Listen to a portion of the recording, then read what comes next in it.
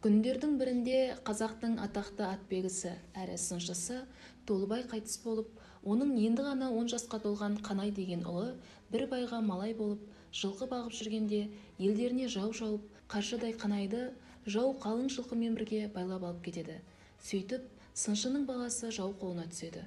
Қарахан деген хан оған қозы бақтырып қояды. Қаршадай Қанайдың ел-жұртымен туған жеріне деген сағынышына ауыр азап пен ащы таяқ қосылып, оның көз жасын көл қылады. Қайғы қасіретпен бір жыл өте шығады. Бір күні таңертең Қанай қозысын өріске айдап бара жатып, жылқының бір қу басын тауып алады. Байқап қараса, ол тұлпардың басы екен. Қанай тұлпардың басын таныған заманда сыншы әкесі есіне түсіп, басты құшақтай алып зарлай жөнеледі.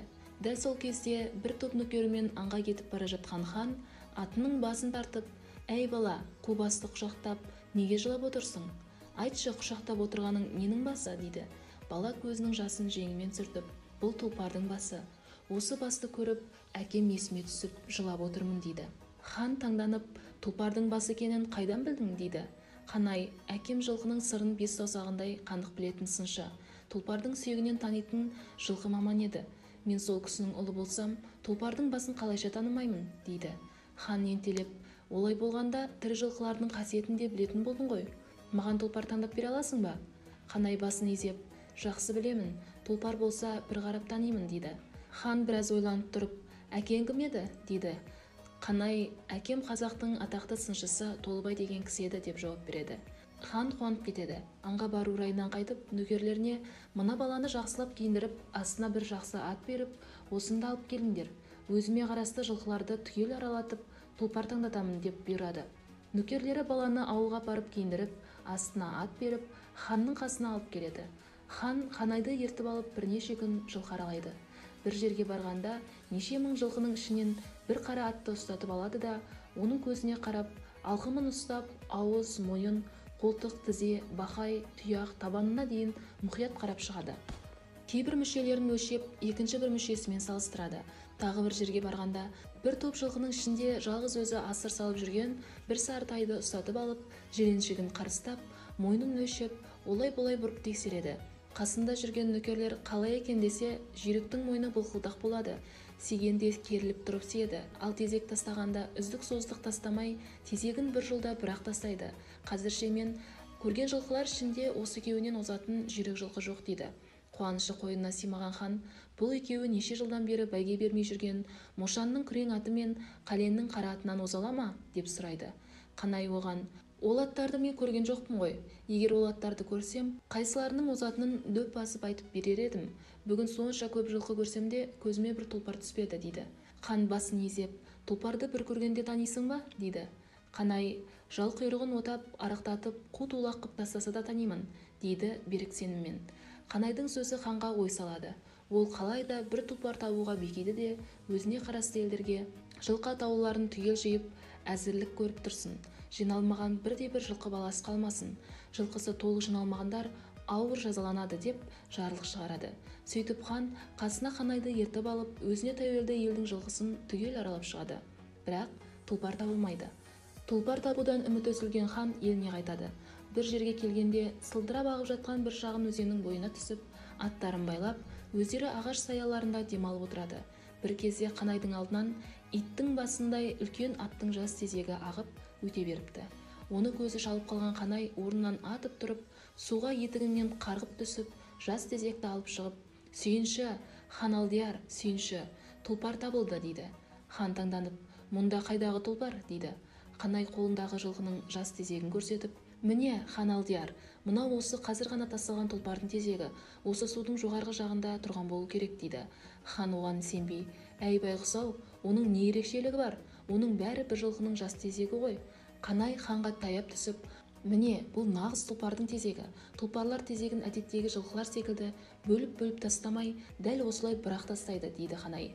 Хан орнынан атып тұрып, «Ал тез тұрып, өзенді өрлеңдер. Суда үйездеп тұрған тұлпар болса ұстап алайық» деп нөкерлерін ертіп суды өрлейді. Бірақ оларға жылқы кездеспейді. Бір араға барғанда су бойында демалып жатқан арбалы саудагерге кездеседі. Қанай, «Табылды, табылды» деп ханның қасына жүгіріп барады. «Әне хан алдияр, анау арбада жегулі тұрған арық көкші бар тұлпар дәл сол. деп қуанып сала береді. Хан нөкерлеріне сыр бермеңдер деп қойып, өзі саудагерлермен сөйлеседі. Мына арық көк шұбар атты сатасыздар ма? Сатамыз. Бұл өзі арық болғанымен 3-4 аттың жүгін жалғыз тартатын күшті ат еді. Бүгін аяғына шеге кіріп ақсап қалды. Орнына үлкен бір ат берсеңіз берейік дейді саудагерлер. Онда мына біздің аттардың ішінен таңдаған біреуін алыңдар деп хан саудагерге бір ат беріп көк шұбарды ақсаңдатып алып қайтады. Хан үйіне барған соң көк шұбарды Қанайдың баптауына береді. Қанай жылқыдан 4 арық ат алдырып көк шұбармен бірге бағады. Әкесінен көргені бойынша 5 атты күндіз-түні мәпелеп бағып әбден семіртеді. Бір күні Қанай ханға барып: "Хан Алдияр, көк шұбармен бірге баққан 4 аттың бірін сойғызыңыз, жілік майын көрейін" дейді. Хан нөкерлеріне бір атты алдыртып сойғызады. Қанай оның жілігін шағып көрсе, жілік майы қаралы екен. Оны көрген Қанай: "Хан Алдияр, көк шұбарыңыздың жілік майы дәл осындай қаралы екен. Бұл тұлпарыңыздың әлі толмағандығының белгісі" дейді де көк шұбар тұлпарды баптап баға береді. Көк шұбар тұлпар күн сайын құлпырып, көркіне көз тоймайтын болады. Арада 6 ай өткенде екінші атты сойғызып, жілік майын көрсе, майы және де қаралы екен. 9 ай болғанда 3-ші атты сойғызып көрсе, жілік майы және де толға қармапты. Дәл 12 айға өткенде 4-ші атты сойғызып, жілік майын көрсе, кемігіне дейін ағарған екен. Сонымен Қанай көк шұбар тұлпарды ұстап жаратуға кіріседі. Алдымен 3 күн арқандап қояды. Онан соң әр күні кеште олай-былай жетелеп босандырып, түнімен таң асырып қояды да таңертең күн қызғанша жайылтып, онан соң азырақ терлетіп таң асырады. Осылайша күндіз азырақ жайылтып, кеште терлетіп, түнде байлаумен 15 күн өткізеді. 15 күннен соң мініп терлетіп, суытып жүріп, тағы 15 күнді өткізеді. Онан тағы да 2 ай жылқышылармен бірге жылқы бағып өткізеді. Көк шұбар тұлпар әбден жарайды. Күндердің бірінде көрші елдің ханы ат шаптырып ұлы бір той өткізеді екен. Бәйгеге 500 жылқы тігіпті деген хабар келеді. Қарахан хан 100 жолдасын ертіп көк шұбар тұлпарын жетелеп сол тойға барыпты. Тойда 5000 ат қосылға ат шабыс болыпты. Ат шабыс аралығы 200 км болғандықтан ат айдаушылар аттарды бір күн бұрын айдап кетіпті. Қанай көк шұбар тұлпарға өзі мініпті. 2 дағар, 1 арқан, тағы бір бұрау алыпты. Кетерінде ханға: "Хан Алдияр, жігіттеріңіз сақ тұрсын. Көк шұбар сөзсіз алдымен келеді. Жігіттеріңіз ұстап тоқтатпаса, мұны тоқтатуға менің шамам келмейді. Ең абзалы 2 мықты діңге орнатып, 7 қабат кермек еріп қойсын" деп кетіпті. Ат айдаушылар шабандоздарды межелі жерге апарып қондырып, ертесі ерте тұрғызып жарыстырып қоя беріпті. Сыншының баласы Қанай астына 2 дағдар құмды теңдеп, шапқанда қопаңдамау үшін арқанмен тартып байлап, бұрау салып алады да жел жаққа шығып алып көк шұбар тұлпарын қоя береді. Бір кезде тұлпары қызып терлей бастайды. Қызған сайын адымы ашылып, қатарындағы аттардан бір-бірлеп оза бастайды. Қанай астындағы дағардың үстіңгі жағын тесіп қояды. Тұлпар шапқан сайын құм бұрқылдап төгіліп, тұлпардың қарқыны үдей түседі. Бір кезде тұяғы әбден қызып, құстай ұшады. Қанай арқанды қиып жібереді. Құм салған дағар түсіп қалады. Көк шұбар тұлпар жебедей ысқырып, ат біткеннің бәрін басы бозып, бәйгеден жалғыз өзі келеді. Ханның нөкерлері көк шұбар тұлпарды керген арқанға тартып жүріп әрең тоқтатады. Сөйтіп хан 500 жылқы бәйге алып, асып-тасып қайтады. Ауылға келген соң сыншының баласы көк шұбар тұлпарды қандырып суармай, жарытып жайылтпай байлап ұстайды. Тұлпарға жаны ашыған хан сыншының баласынан: "Әй Қанай, мына тұлпарды неге суға қандырып, шөпке тойдырмай байлап тастадың?" деп сұрайды. Қанай күліп: "Тұлпарыңызды суға қандырмаған себебім, қатты қиналған ат бірден суды қанып ішетін болса, денесі босап, ажары қайтады да қайта оңалмай жүнін тастайды. Тойғызбаған себебім, қиналған аттың ішегі босап балбырап тұратындықтан ас қорыту қабілеті төмен болады. Егер осындай күйде тойындырып жіберсек, ат дертке шалдығып, екінші бәйгеге қосуға жарамай қалады. Сондықтан мұны 3 күннен соң суға қандырып, бидайды сүтке бөрттіріп, аз-аздан тойдырамын" дейді. Бала Қанай ел жұртын сағынады. Бір күні Көктөбеге шығып кеңес құрып отырған ханның қасына көк шұбар тұлпарды мініп келіп: "500 жылқың түрәне, тұлпар мінген тұрар ма? Енді мені сұрама, Құдай төбеңнен ұрар ма? Тұлпар тегін табады, ер жігіт елін табады.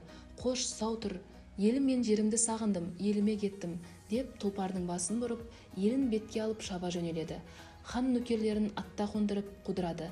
Бірақ барлығы жете алмай шаң қауып қала береді.